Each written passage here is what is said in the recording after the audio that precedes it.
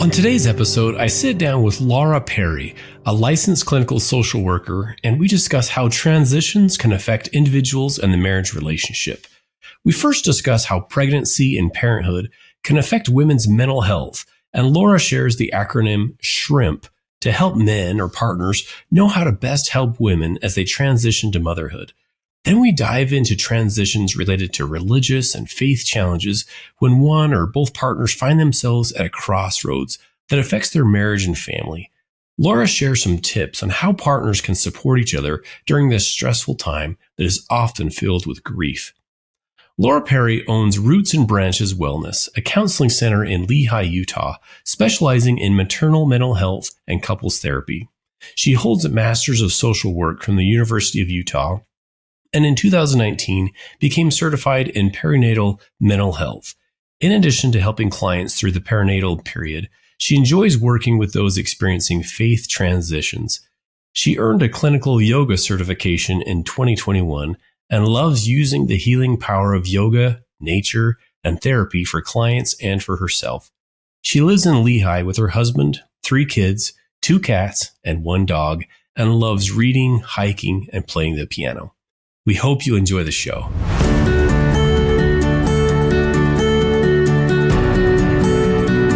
Hey friends, welcome to another episode of the Stronger Marriage Connection podcast. I'm Dr. Dave here at Utah State University. I'm typically alongside Dr. Liz Hale. She's out today, so I'm going to be flying solo, but I sure look forward to our discussion today. Today we've got an amazing person that is going to really walk us through a lot of these transitions in relationships and in our lives that affect and spill over into couple relationships. So she's a clinical director and founder of Roots and Branches. It's a counseling center in Lehi, Utah, specializing in maternal health and couples therapy. Welcome to the show, Laura Parry.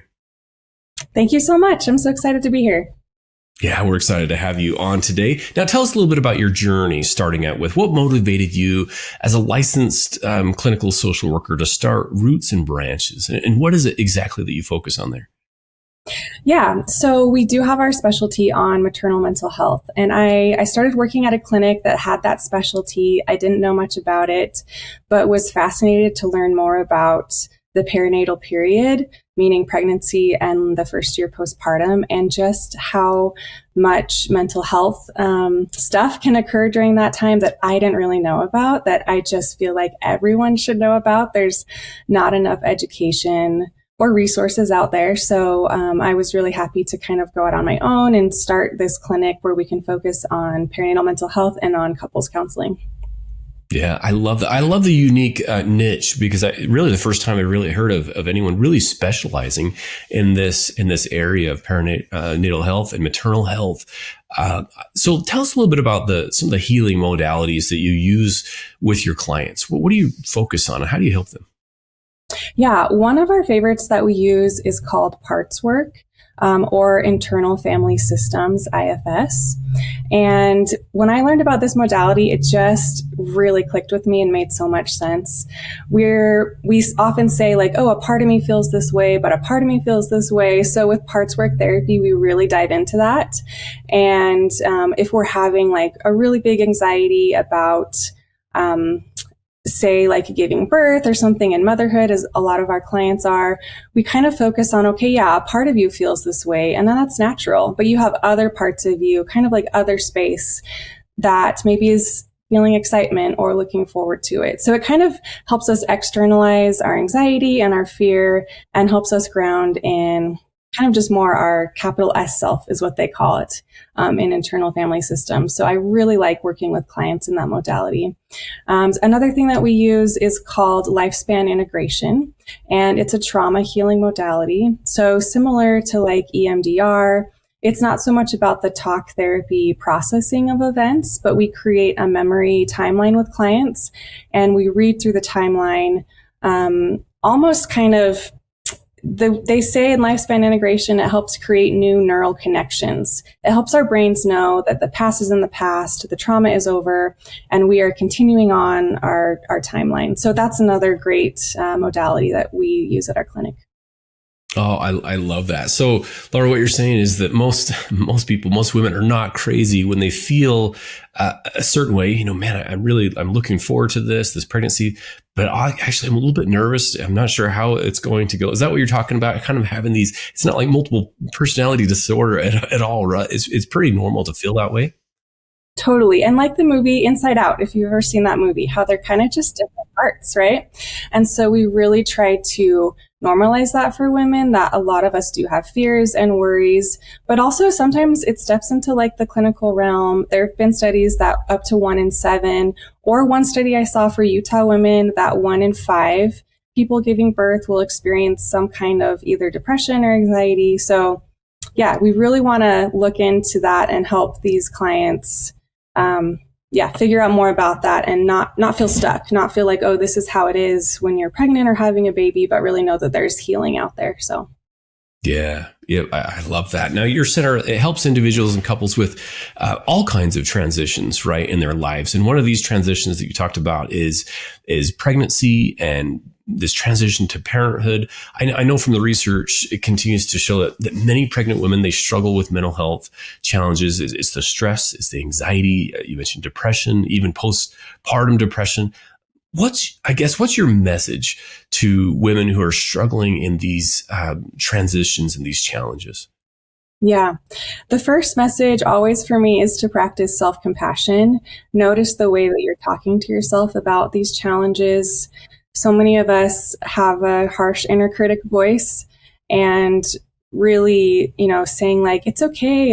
I like to put my hand on my heart and say, this is a moment of suffering. Like this is a hard time for me, and that's okay. And that's based on the work of Kristen Neff, who has a lot of great research on self-compassion. I also want women to know this is a vulnerable time for them. It can be a hard time. Obviously, it comes with a lot of excitement and joy too, hopefully, but that they're allowed to feel the whole range of emotions that come with a transition as big as having a baby. And that it's really vulnerable and hard on our bodies too. I read one study about how it was comparing pregnancy and giving birth to like ultra marathoners that really like push their bodies to the edge of what's possible. And the same is true for pregnancy and postpartum. And I don't think we quite realize that. I think especially in our culture here, it's very common to have babies, and but it really is a vulnerable, life-changing thing that can come with a lot of stuff. And it's okay to seek help. It's okay to find support and to struggle with it. So. Yeah, let me dive into a little bit more with that, because it seems like, at least from what I've heard, right? I've not had a baby, obviously, but I know many women who have, and sometimes they feel this. I don't know if it's this guilt or sometimes shortly after, right? This postpartum depression. I should be feeling really, excited to have this baby here, but maybe I'm feeling sad or just really irritable, or I'm not getting sleep, and it's a combination of these feelings. And then some women I've even heard say, I don't feel anything at all. I just kind of feel this blah. I feel like I lost my ability to feel. So some of this feeling of guilt, where I should be, this wonderful, awesome moment or occasion, or the first few days when they're home, but they're not feeling that. How normal, I guess, is that for women to feel? Yeah. So about 80% of women experience the baby blues. And that is all kind of a lot of those things that you just mentioned. But that usually kind of resolves about 2 weeks after birth or so. Because after we give birth, our hormones are like on this roller coaster and things are wild. So we kind of expect for the first few weeks, we might not quite feel like ourselves. But if things linger, if you're still feeling very sad, if you're feeling very irritable, which is a symptom a lot of us don't really think that that's a symptom. But if you're struggling after that, definitely seek help. Talk to someone about it. Okay. So about a 2-week window, if you're like still I'm not feeling normal, then please, seek help, because there's a lot of help resources out there, such as your clinic and the therapists that work there. That's awesome. You're doing great work and helping so many. Now, I've heard this term matrescence. Can you explain what is matrescence? Yes, matrescence is such an awesome concept. So it was coined by an anthropologist named Dana Raphael in the 70s, I believe. But she kind of combined this idea of adolescence plus maternal or maternity to say that the perinatal time is a transition similar to adolescence. You feel awkward, your relationships change, your body changes. In some ways, they have very similar like transitions, and that we should allow the transition to motherhood to be just as tumultuous as the transitions we go through in adolescence, and to not put pressure on ourselves to like glow through the whole thing or, only have the happy emotions. I think this concept of matrescence really allows us to say like, yeah, this can be an awkward time. This can be a time where I struggle and that can be okay. Yeah. And I love that. And that can be okay. As they go through. I had never heard of that term till we had talked about it before. And I thought, what an interesting term to really normalize some of the transitions, similar to adolescence, but motherhood, matrescence. Yeah, what a great term. Love it. Okay. Now, from a man's perspective, what can men or even their partners, say if it's a same-sex partner, do to help, I guess, through this? Because for men, I remember our first, we have 4 children now, but our first child, it was, hey, what can I do as far as the ups and the downs and the blues and the struggles? Are there helpful suggestions, tips, I guess, for the other partner? And men to help them through this? Are there things that are helpful to say? And even, Laura, are there things that are not so helpful for men or partners to say during this time? Yes, this is such an important thing to talk about. It's not just the person giving birth, it affects the whole family, right? So I actually created an acronym I wanted to share with you that's for partners that they can do. So if your partner is postpartum, you need to be a shrimp. SHRIMP is the acronym. So the first is shrimp. The first is specific. So ask your partner if they have anything specific that you can help them with. And if not, think of specific things they might need. Because when you're overwhelmed, if you've just given birth, sometimes you're like, I don't even know what I need. But if you can kind of help her think through, okay, I'm going to do the laundry for you, or just be really specific in how you offer help, which is good advice in general for anyone, right? The H stands for healthy snacks. So as a partner, that's something really helpful is just stock the fridge with treats, snacks, make it so she doesn't have to worry about food. Make it so she has easy access to all kinds of snacks that she likes. The R stands for rest. Obviously, it's important to help her get rest. For both partners to get rest, it can be really hard, but to help her specifically as she's recovering, get rest. And I think it's longer than we think it is. In our culture here, we have like a 6-week checkup, and sometimes we say, okay, but that doesn't mean our bodies and our minds and our relationships are back to normal at 6 weeks. It takes much longer. So helping her get rest that she needs. The I stands for identity. Help her focus on things outside of her motherhood identity. I talk about when we're pregnant, kind of our world shrinks a little bit to when we have this baby, and like our brains are really primed to just take care of that baby. Our brain matter changes, like it literally does. So our world gets very small, and that's how it needs to be for a time. But, as we start healing and getting better, like it's really helpful to focus on things outside of our identity as a mom, help her connect with her hobbies, help her get to her book club, or help her do whatever it is that really helps her feel like her again. The I stands for move, help her to move, even just like getting out for a walk around the block, doing some gentle stretching can be really helpful just to shift our perspective. I know when I'm having like an off day, if I do a little bit of yoga, I'm like, okay, things are going to be all right. Just a little movement. And then the P stands for be her person. So be a safe person that she can talk to. Just help her know that you are really in her corner and that she can tell you anything she's struggling with. So that is the Be a Shrimp acronym. Oh, I love those actually. The R I could totally relate to.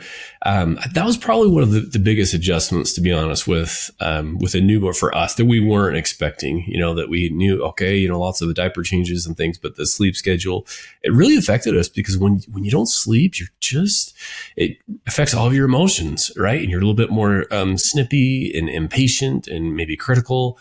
And you get after each other. So that spills over and really affects the relationship. So that rest is critical.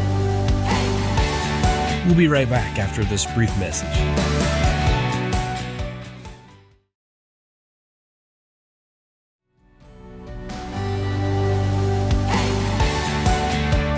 And we're back. Well, let's dive right in. Okay, go through the shrimp again. Go through and we're going to put these in the show notes as well, folks. But these are excellent. So Laura, give us the shrimp one more time. Yes. Okay. S is specific tasks. H is healthy snacks. R is rest. I is identity. M is move, and P is person for be her person. Be her person. Man, those are excellent tips. And I love the acronym. I'm a huge acronym as well. The healthy snacks. I love that because I know my wife's go-to is like true. Well, maybe some of these aren't very healthy, but the true fruit, with that chocolate covered fruit and Diet Dr. Pepper. I know if I want to make my wife's day, get her true fruit and Diet Dr. Pepper. But it's just, I guess really what it is, hey, I'm thinking about you. I'm thinking about specifics. I'm thinking about, hey, how's your rest? Can I be your person? Move, getting up, and can we go on a walk together? Those types of things. And so it's really about getting outside of myself and putting that person, that partner, first, and thinking about what do they need right now. I love that acronym. Thank you for that. Okay. Are there things that we didn't get to these, but are there things that are maybe not helpful, that are common things that are not helpful for people to say or do, that they may feel like I'm trying to be helpful here, but it backfires, or it's maybe taken, it makes them feel shame or guilt, those types of things that maybe common that you've seen in your practice? Yeah. I think, we know like couples experience a drop in relationship satisfaction when a baby is born, thanks to Gottman's research, right? So I think being aware of that and talking about your expectations with your partner before you have a baby is so important. And maybe realizing, are these going to be realistic expectations or not? Of course, things will change, but maybe, maybe neither of us expect things will change. Maybe we don't really have a realistic picture of what it will look like. So I think just maybe there's, just talking about those expectations, voicing them and saying, oh, I thought you would keep doing all the laundry after the baby is born or something. Like, I think it's just really important to adjust those and talk about them and realize, okay, I do need to adjust my expectations. Mm-hmm. Yeah, I feel like sometimes the men or the other partner in their relationship could inadvertently say things like, yeah, you used to do this, or you used to be like this, or, because bodies change, hormones change, all of that is, moods and attitudes and sleep and that intimacy, it's going to change. So normalizing that. But I think you're right, because as soon as one closes off and plays like the martyr, right? All you do is spend time with the baby. It feels like that's, all the attention. You're just, do you remember me? Hey, I'm over here. So some of that it's almost like the person saying, hey, I need some attention too, but maybe the way that they go about it is actually backfiring and maybe pushing the mother away. Have you seen that?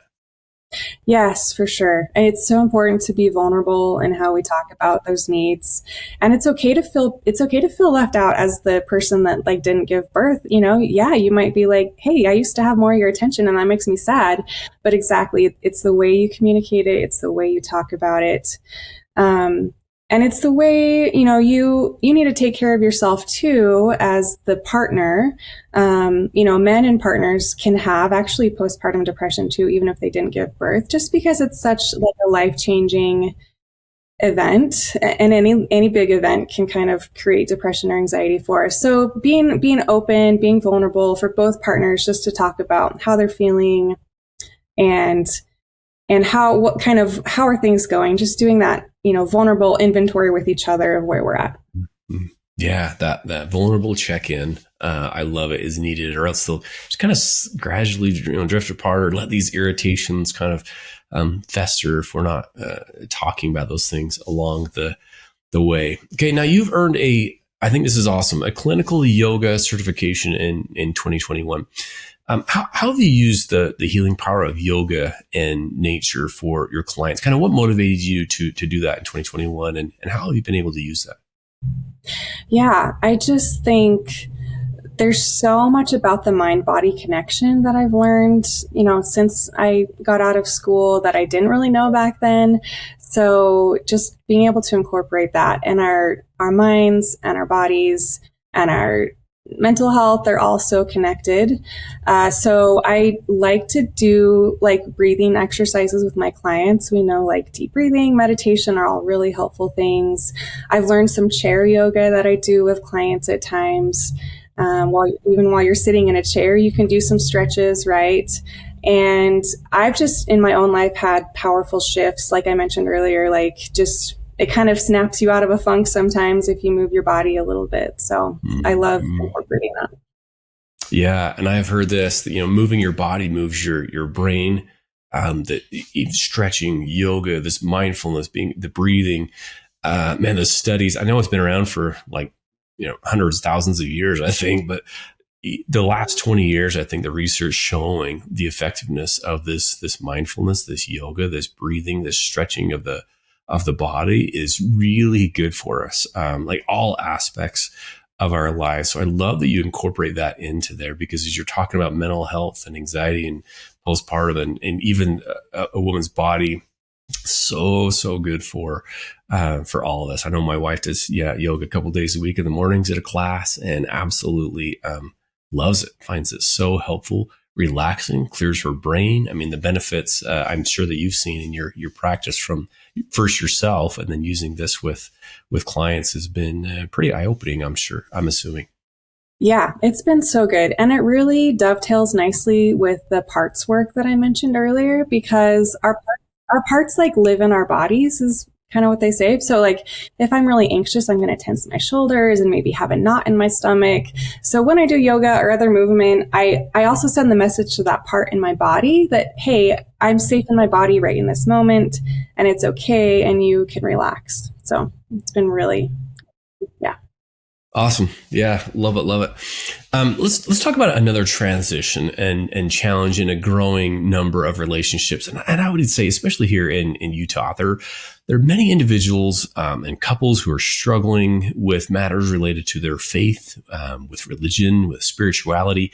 And it ranges, right, from interfaith relationships to maybe one partner leaning out in, or, their faith, or they're questioning their faith, to maybe both partners who are questioning or stepping back from their faith and struggle, right, with their relationships with friends and even family and even their own partner. And then there's parents who then I'm not sure how to respond, and maybe I'm pushing too much.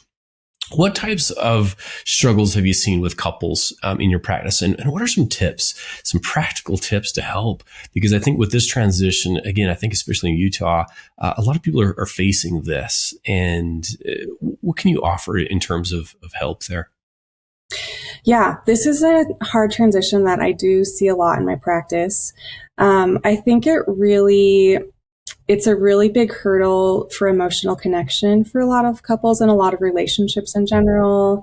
Maybe it was easier to be connected to someone when we shared a faith journey, but now that we don't, what does that mean for us? And a lot of people struggling with this idea of differentiation, which is an awesome word that listeners should look up if they don't know it. But differentiation meaning I can be different from my partner or whoever I'm in relationship with, and we can both be okay. We can think different things. We can believe different things.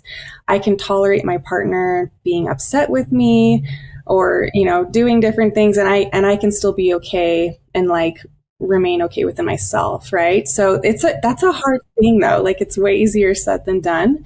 But I see this a lot with couples where yeah, just struggling with that idea of differentiation. How can I be over here and you be over here, but we still maintain this emotional connection or rebuild it after like a faith crisis or faith transition has happened?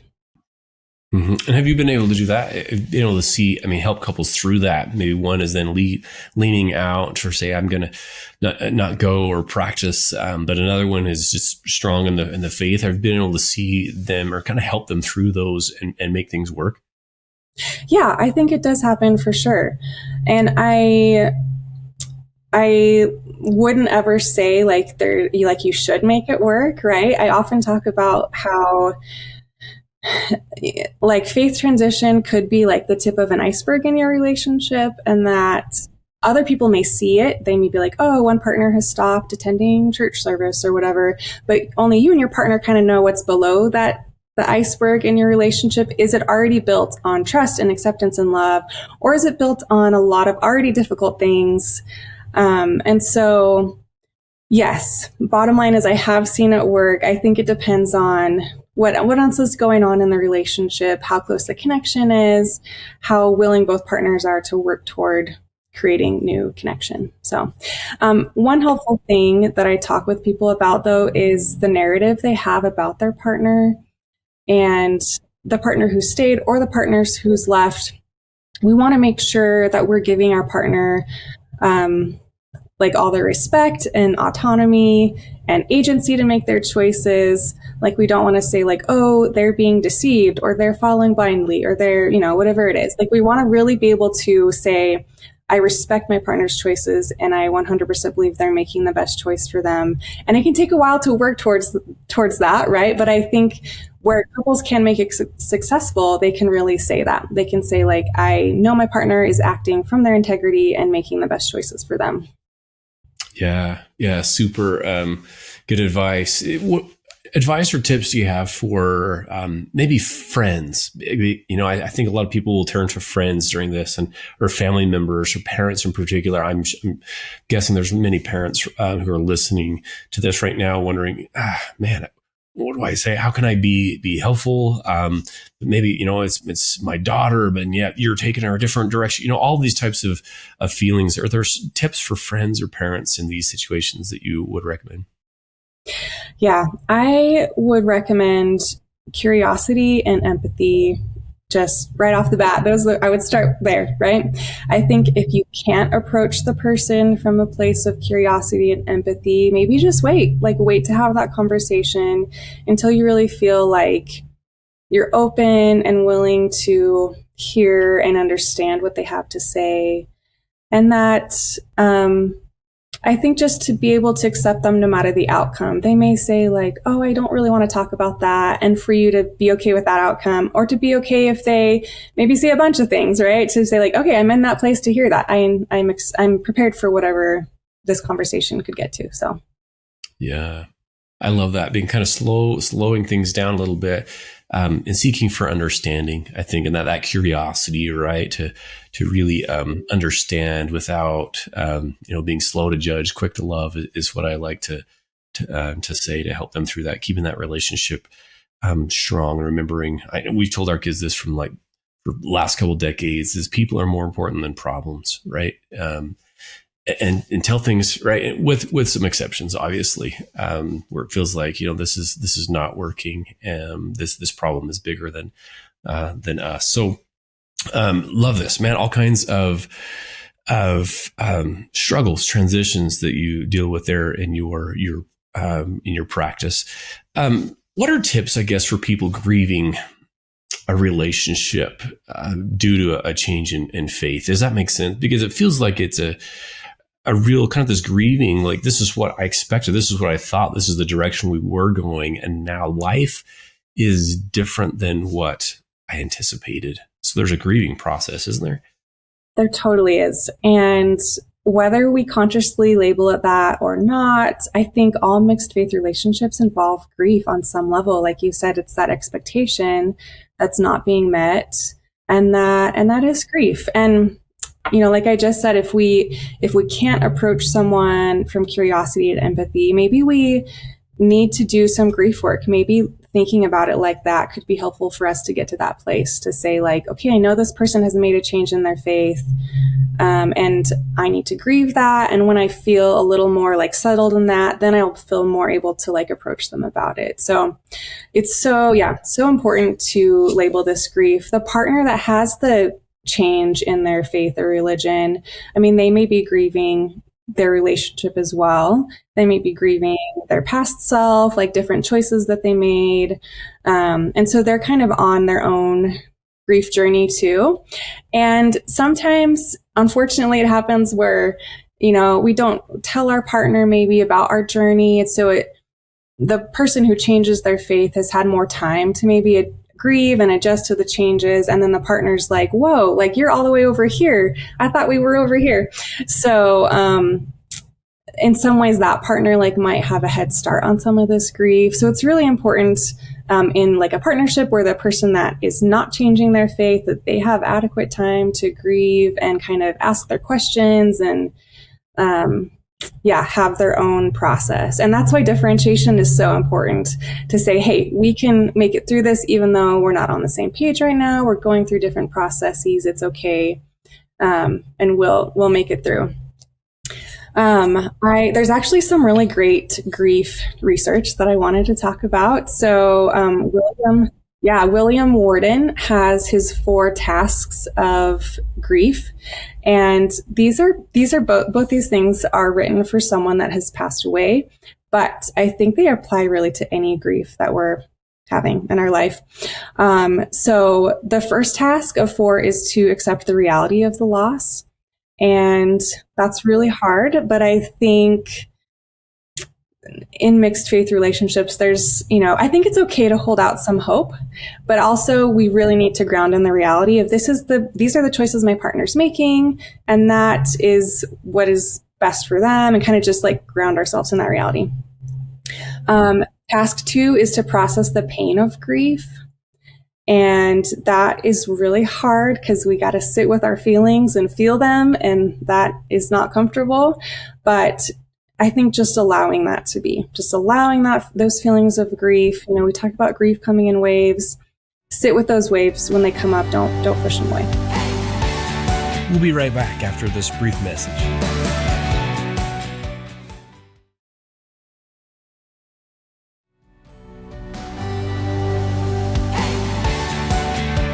And we're back. Well, let's dive right in.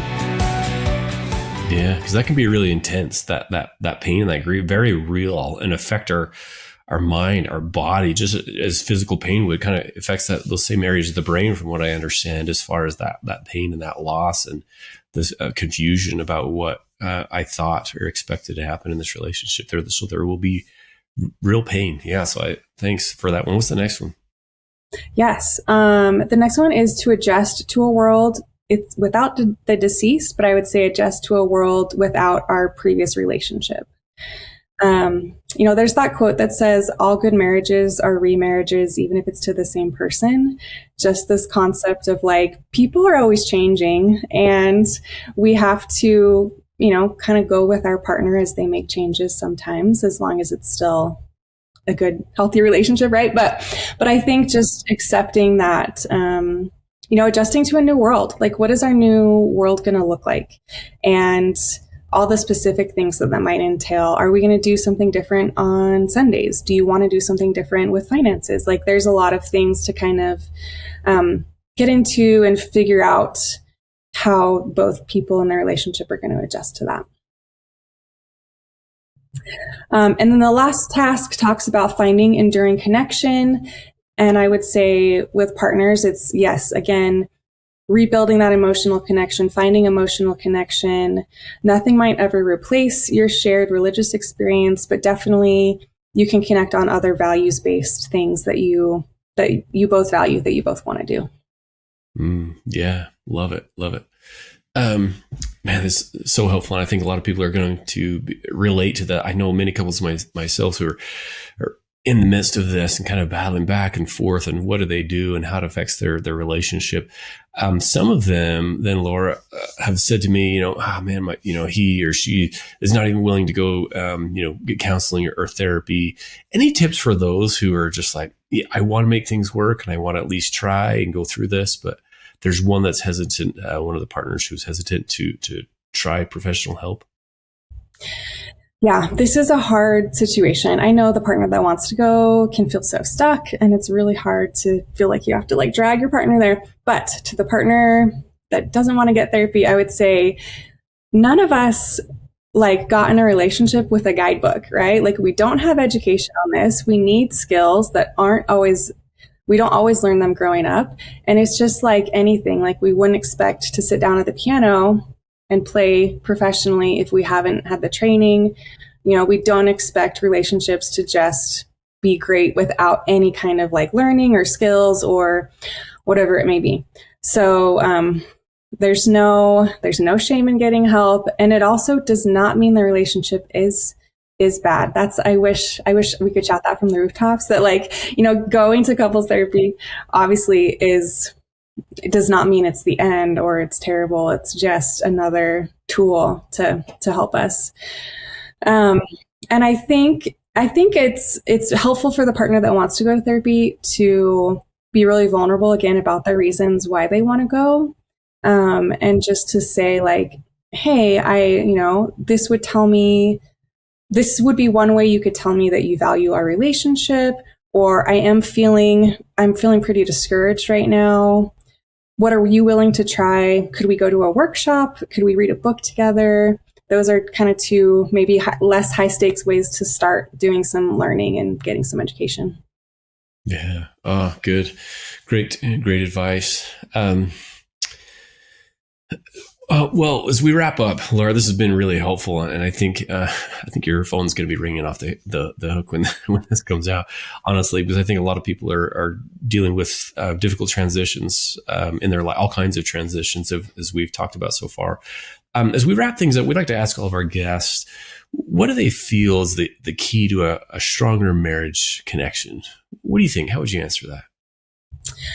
One of my top things I would have to say is Gottman's bids for connection, and just this idea based on his research, that the partnerships that are most successful are the ones where we catch our partner's little bids for connection along the way.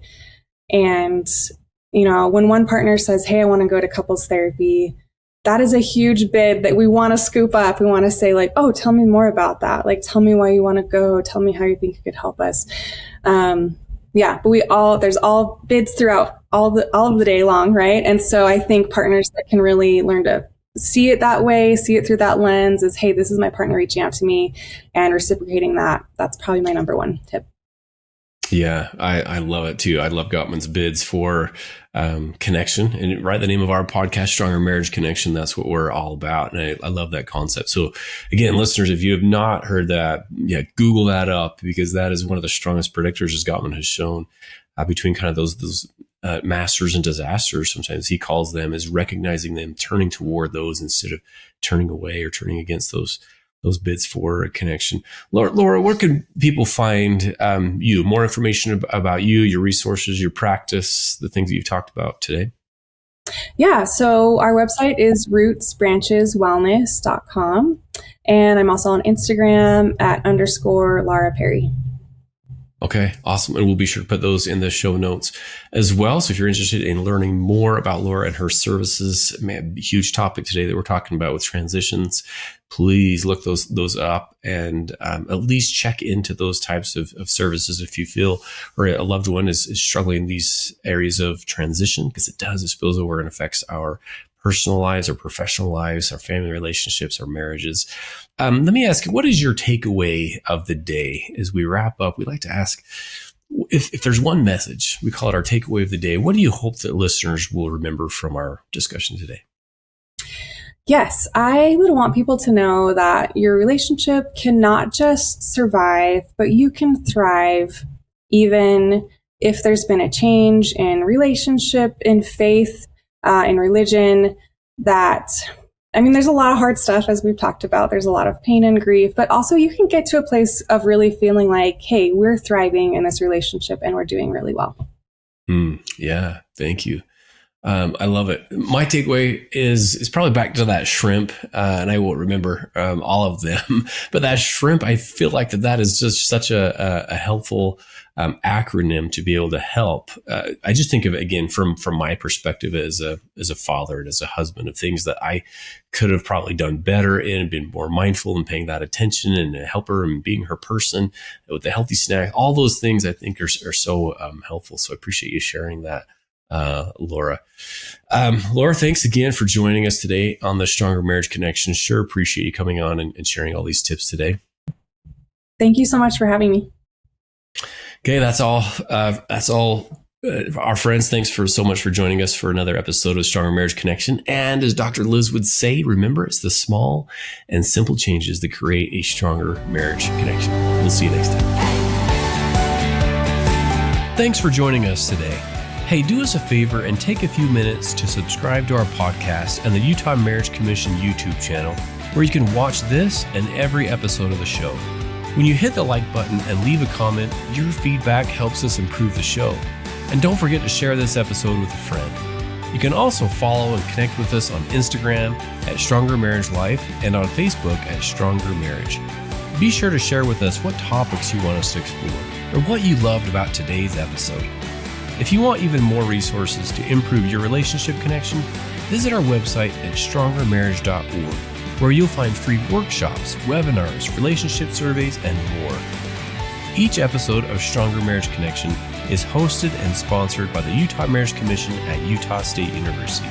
And finally, a big thanks to our producers Rex Polanis and Alexis Alcott and the team at Utah State University. And you, our audience, you make this show possible.